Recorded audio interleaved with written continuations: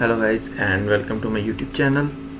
In this video we will discuss the array sorting algorithms, and our first algorithm will be the selection sort algorithm. So let's see some definition of selection sort algorithm and see how it's actually works. The selection sort algorithm sort an array by repeating finding the minimum element. For example, consider an ascending order for the unsorted part and putting it at the beginning.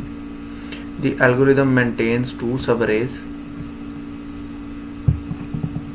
in a given array. Our first one is the subarray which already sorted, and second one is the remaining subarray was unsorted.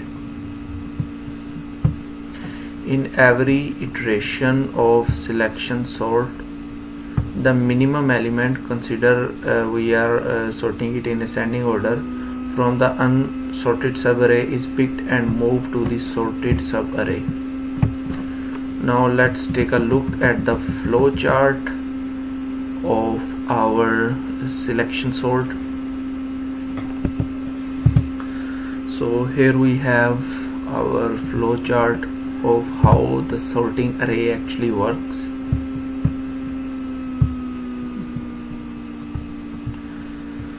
So we start our selection sort program. It will then read the length of array in this n and the array in ARR. Then it will set the I to the 0. So we are actually using a loop here, and then it will check if I is less than the 1 minus the total length of array. So if it is less than 1 minus n minus 1, then it will set the minimum index to I, and then will set the our nested loops j. So it is actually a nested loop. Then it will set the j of inner loop to I plus 1.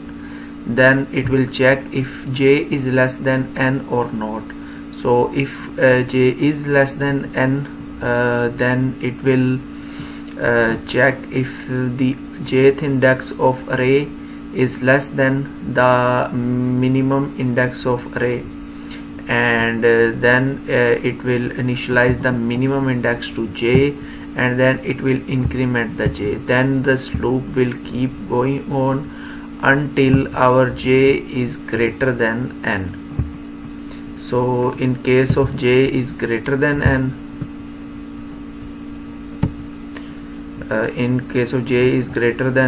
it will simply pass the control to this swap method.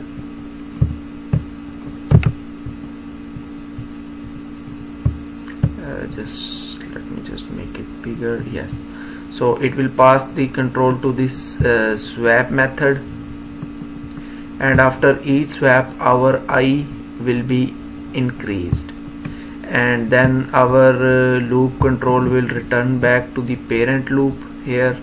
Then it will keep doing on this until our I is greater than n minus 1. So in that case, this nested loop will be terminated and our array will be printed and our code will be ended.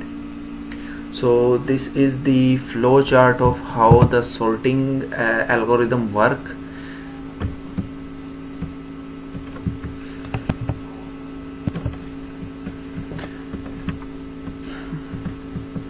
So now let's see an example of how the selection sort actually work.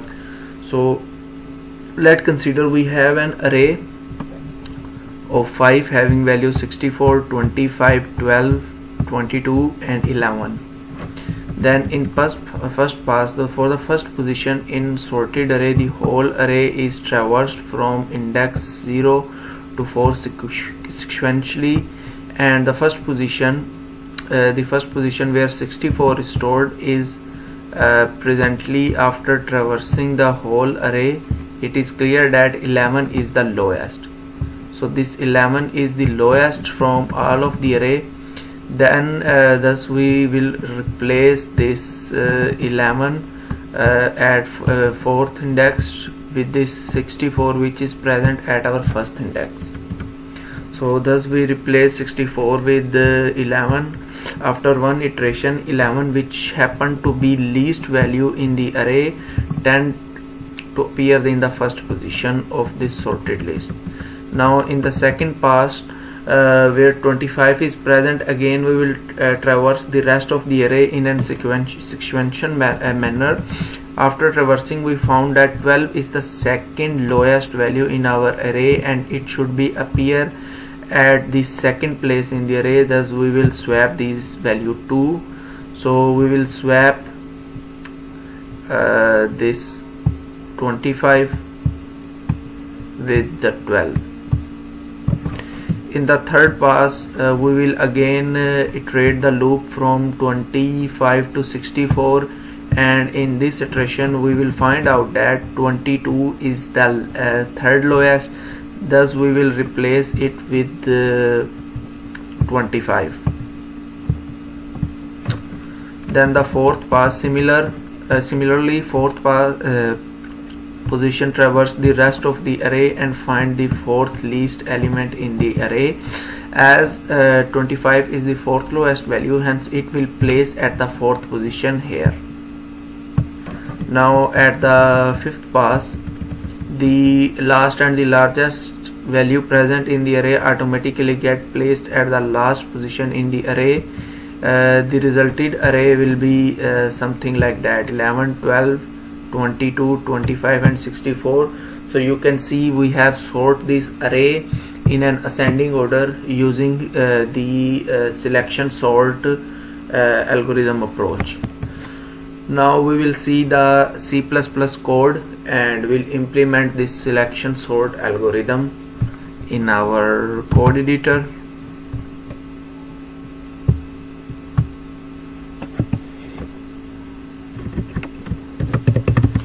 First I will write our swap function.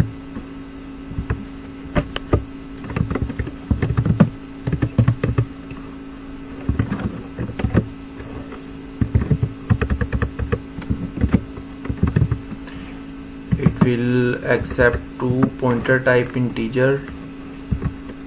First one will be the xp and second one will be our yp. Now inside of this swap function we will create a temporary integer and we will initialize it to the xp parameter.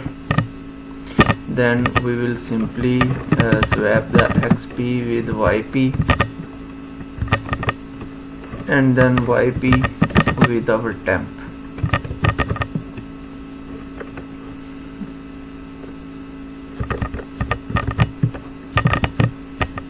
So here our swapping is done, and as we are using these pointer, we are accessing these argument by their reference, so it will actually change their values.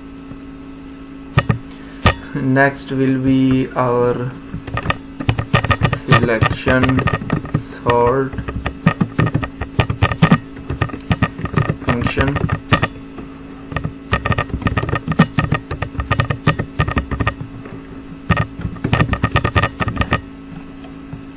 It will accept two integers. First one will be the array which we have to sort, and second one will be the size of array.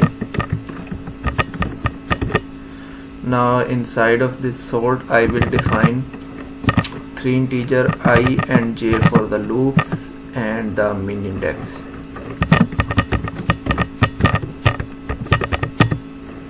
We will be using a nested loop inside this selection sort function.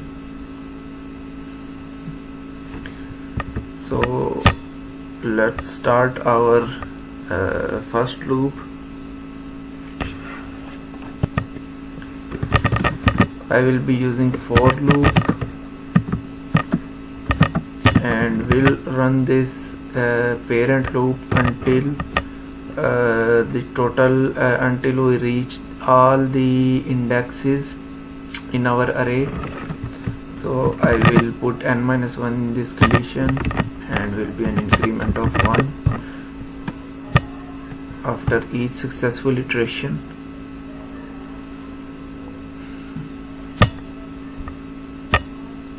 Now we have to find the minimum element in our unsorted array. So I will just initialize the min index to the to our current value of I, which will also be our current index of the array. And next we will call our nested for loop for j is equal to I plus 1 and j is less than to the total length of our array, and we will increment j by 1, inside of which we will check if the array jth index of our array, which will be our second index for the first iteration, is less than our minth index, which is actually our 0th index, means the first element of our array. So it will check if the jth or second index of array is less than the first index, which in this case is min index. Then in this case it will initialize the mean. If it is less than our minth index, then it will simply initialize the minth index to that index, which is j.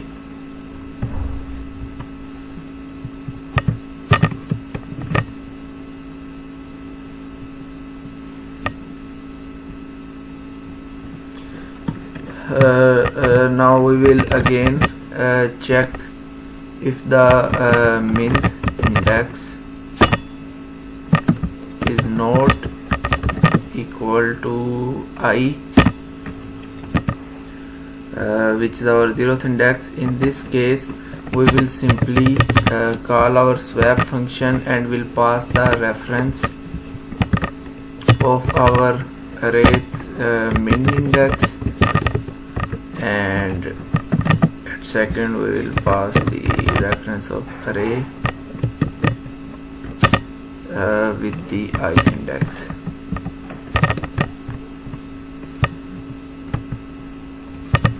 Sorry, I have to use this AND operator here.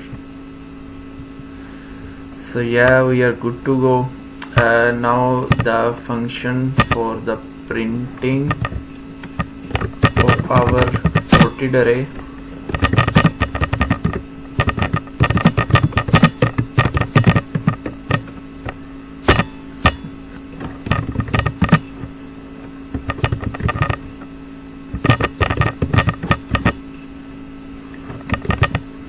it will accept an array and the length of our array.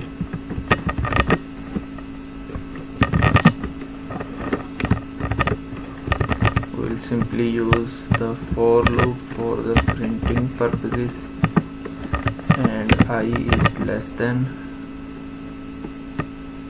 the size, or we can say n,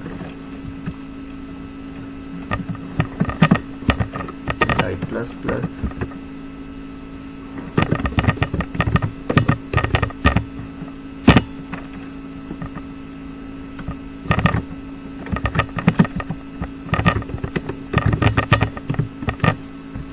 So our printing function is also ready. Now let's create an array.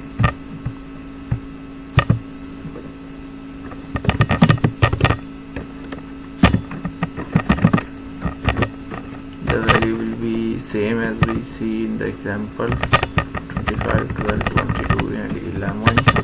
Then our size will be 1, 2, 3, 4 and 5. Then we call our selection sort and pass our array and the n. Then simply see out our message of sorted array, and then simply call our print array function to pass the array and our value. So let's run this program.